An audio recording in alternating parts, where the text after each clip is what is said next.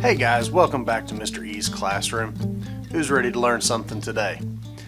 I've called this section The Business of Government. We're going to take a look at the politics of the 1920s. The essential question we're going to work with today is, how did domestic and foreign policy change direction under the presidents of the 1920s? The first president we had in the 1920s was a guy named Warren G. Harding. He was the 29th president. He was elected in 1920. He got elected on a promise to return to normalcy. A lot of people in America were incredibly tired of things like progressivism. For the better part of 20 years, America had just changed and changed and changed and changed. And people were getting a little bit tired of all that change. Now, granted, yes, a lot of that change was for the better, but after a while, people were just getting exhausted trying to keep up with it. The other thing people were really tired of was dealing with foreign affairs. We had just got done with about a 5-year-long World War. Now, we weren't actively involved in that war the entire 5 years, but it was front page news here in America. People were always talking about it. Even though we weren't directly fighting in it, it was still affecting the United States. And people were just kind of a little bit over it. They wanted to return to what they considered normal. Which brings up a pretty good point. What exactly is normal? There's a normal for the city dwellers. There's a normal for the rural folk. What exactly was normal? When Warren Harding ran for president, he had this promise to return to normalcy. And a lot of different people interpreted that in a lot of different ways.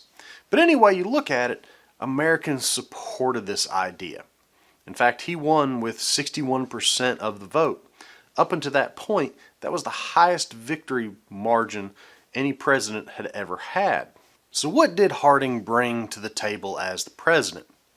A lot of his policies, especially here domestically, here in the United States, favored business.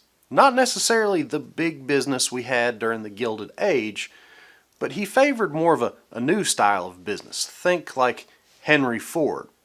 You know, these industrialists that were actually trying to make money by keeping their workers happy. Harding really supported business. He cut back on a lot of government regulations that had been put in place during the Progressive era, and he really maintained what was called a laissez-faire attitude towards the economy. Laissez-faire is kind of a fancy French term that really just means hands off. Another thing that Harding did to try to protect and support businesses in America was he raised tariffs again. This idea that if a foreign produced good costs more money because of tariffs, people are going to be a lot more likely to buy a domestically produced good. And think about all the goods that are being produced here domestically, especially now that a lot of Americans are starting to have money to be able to afford things. Harding also lowered taxes across the board, and he trimmed the government budget. The government budget went from around $18 billion down to just $3 billion. That meant less taxes that people had to pay. And if they didn't have to pay money for taxes, what are they going to use their money for? The short answer is the consumer culture. So I mentioned a term laissez-faire just a second ago. Harding was very much a laissez-faire president, not just with the economy, but also with a lot of what happened as president. Harding really let a lot of his presidential cabinet handle most of the work. He really didn't do a whole lot. His cabinet was made up primarily of his buddies, his pals, his friends back home. Harding was from Ohio. His cabinet gets the nickname the Ohio Gang. And here's the problem though. A lot of his friends were kind of on the corrupt side. A lot of them saw the government as a way for them to get personally rich. A lot of them stole and flat out wasted millions upon millions of dollars of the American people. This caused a whole lot of scandals. In fact, it caused so many scandals, a lot of historians believe that The Ohio gang is kind of the reason President Harding didn't quite last all 4 years of his presidency. More about that here in just a second. Now, most of the scandals caused by the Ohio gang were relatively small-time stuff. But we have to talk about the biggest. It was called the Teapot Dome scandal. So what was the Teapot Dome scandal? Well, it all revolved around a guy named Albert Fall. He was the Secretary of the Interior. The Secretary of Interior, he's kind of in charge of all the land here in the United States. What Albert Fall did is he decided, as a Secretary of State, that he should be allowed to rent government-owned stuff to whoever he wanted. In the case of the Teapot Dome scandal, Fall decided to rent oil reserves to oil companies. In particular, he rented some oil reserves that were held at a place called Teapot Dome, Wyoming. Now, why would an oil company want to rent oil reserves? Well, really it just falls back to it's a get-rich-quick kind of scheme. In all this, Fall winds up taking roughly about $400,000 in bribes from oil companies to allow this government land to be, or this government oil to be rented out. One thing leads to another, and eventually people realize that Albert Fall has way too much money in his bank account. He gets caught, the whole thing kind of explodes. Albert Fall winds up going to jail for a really long time.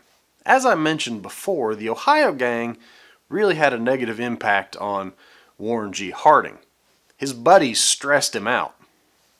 No doubt Albert Fall and Teapot Dome was probably the straw that breaks the camel's back. What eventually happens is President Harding has a heart attack on August 2nd, 1923. He dies in office before he's completed his first term. The guy that takes over for Harding after he kicks the bucket is a guy named Calvin Coolidge. Coolidge was the vice president. Coolidge finishes out that first term for Harding after he dies, and he actually goes on to get himself elected for another term. He had the nickname Silent Cal. Short anecdote about Calvin Coolidge. He really didn't like to talk much in public. At a dinner party one time, he sat down next to a lady. Now this idea that Coolidge didn't like to talk very much was fairly well known, and it was played up in the papers pretty well. So the lady sitting next to Coolidge leans over and says, "Mr. President, I bet I can get you to say more than 3 words." Coolidge leans back over to the lady, simply replies, "You lose." Think about it for a second. So when Coolidge takes over after Harding's death, he kind of keeps on keeping on. He maintains what Harding kind of started. Calvin Coolidge is incredibly business-oriented. In fact, he made the statement one time in a speech that the business of America is business. He was a huge business supporter.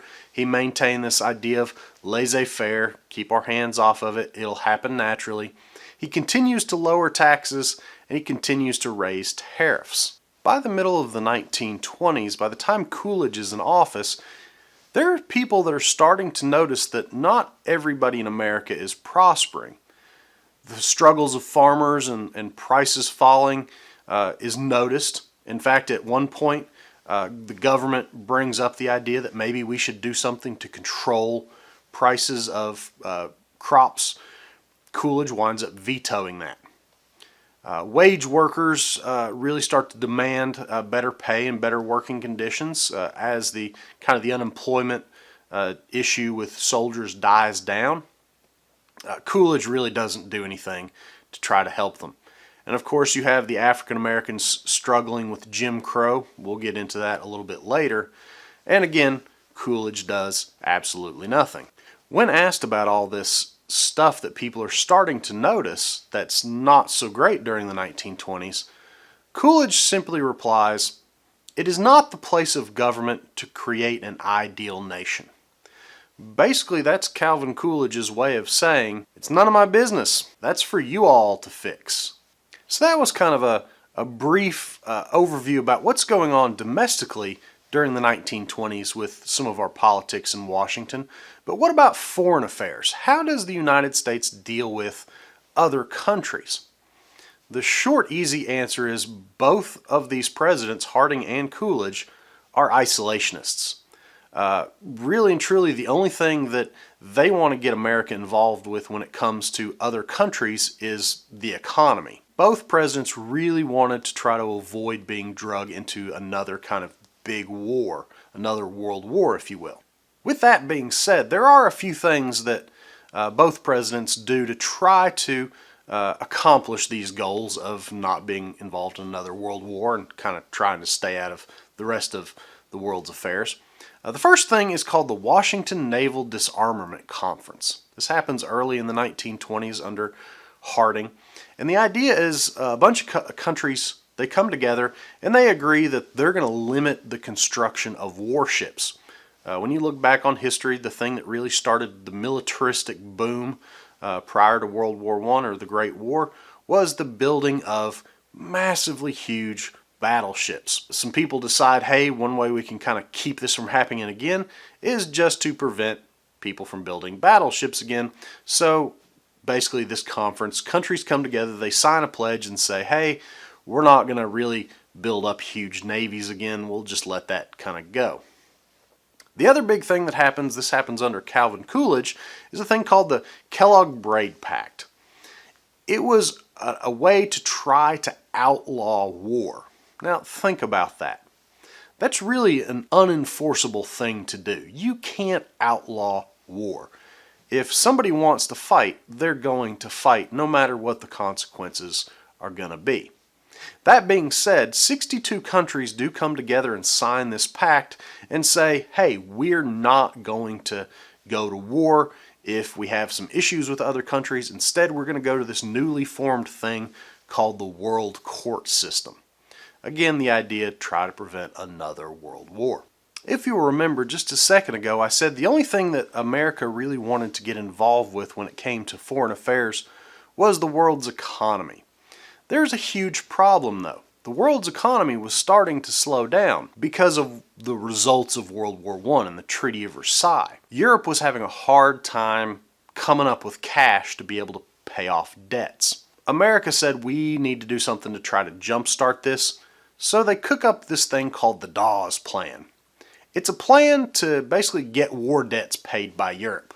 And here's how it works. America saw that Germany was struggling financially because of the reparations payments required by the Treaty of Versailles. As a nice gesture, America makes these really good loans to Germany. The thought process was that if Germany has money, then they can pay the reparations payments. So Germany takes that loan money, makes payments to Britain and France.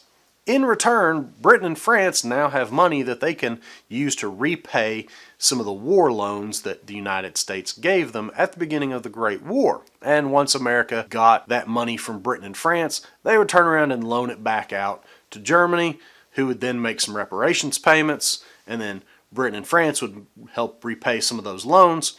So essentially, basically, the United States was paying itself back for things that Britain and France owed at the beginning of the Great War. It's not the best plan in the world, but it kind of masked for a while some of the negative things that were happening in the world's economy. It made things on paper look like they were doing better than they were. And because of that, it really helped to maintain the economic boom that the United States was having in the 1920s. And there you go, ladies and gentlemen, a glimpse at the business of government, or the politics of the 1920s. As always, hopefully you got good notes there. Remember, it's just as much about what I say versus what you see on the screen. Be ready for a quiz, you're probably going to wind up having one. And until next time, don't stop learning.